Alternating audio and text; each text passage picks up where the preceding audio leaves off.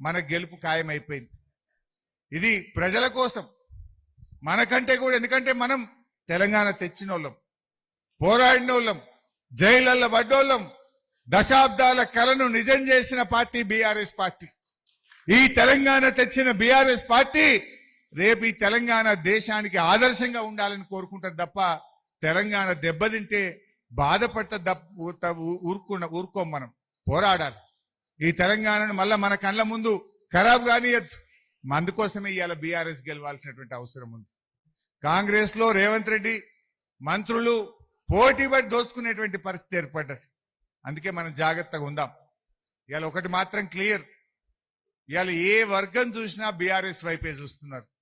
రైతులు కాంగ్రెస్ కు దూరం అయిపోయింది. విద్యార్థులు ఇవాళ ఫీజు రియంబర్స్మెంట్ ఇయ్యక 30 లక్షల మంది విద్యార్థుల భవిష్యత్తుతో చెలగాట మారుతుండ్రు రేవంత్ రెడ్డి. ఇవాళ పొద్దున నేను ఇడికి వస్తా ఉంటే 2 పిల్లలు వచ్చిండ్రు.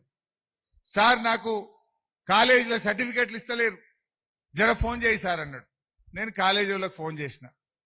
ఫోన్ చేస్తే కాలేజీ వాళ్ళు ఏమంటుండ్రు, మీ గవర్నమెంట్ ఉండగా ఫీజు రియంబర్స్మెంట్ మంచిగా వచ్చింది సార్, ఈ రేవంత్ రెడ్డి వచ్చినాక ఫీజు రియంబర్స్మెంట్ బంద్ అయింది, మేము కరెంట్ బిల్ ఎట్లా కట్టాలి, జీతాలు ఎట్లా ఇవ్వాలి, మేము ఫీజు రియంబర్స్మెంట్ వచ్చేదాకా పిల్లలకు సర్టిఫికెట్లు ఇయ్యము అంటున్నారు.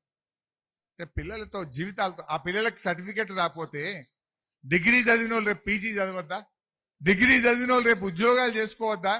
అంటే 30 లక్షల మంది పిల్లల జీవితాలతోని ఇవాళ రేవంత్ రెడ్డి గారు ఆడుకుంటున్నటువంటి పరిస్థితి.